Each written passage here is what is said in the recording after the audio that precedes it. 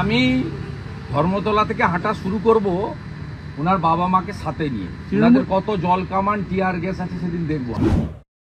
রাখি বন্ধন 7টার মধ্যে হয়ে যাবে, আর নবান্ন অভিযান বেলা 12টার পরে হবে।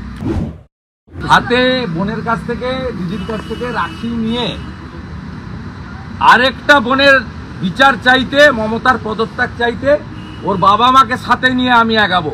পারলে আটকান। আমি বলে গেলাম সিপি মনোজ বার্মাকে রানী রাসমণি রোডে জমায়েত হব। উনার পিতৃদেব মাতৃদেব কালকে বলেছেন আমরা থাকবো, আমি সঙ্গে থাকবো। এইখান থেকে বড় মিছিল যাবে, সাঁতরাগাছি থেকে আরো একটা বড় মিছিল আসবে। দুটো আপাতত ঠিক করা আছে, আরেকটা চেষ্টা করছি হাওড়া স্টেশন থেকে।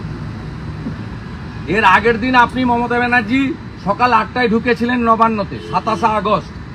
এবারে আগের দিন রাত্রি থেকে থাকবেন, ঢুকলে আপনি বেরোতে পারবেন না, আমি আপনাকে বলে গেছি।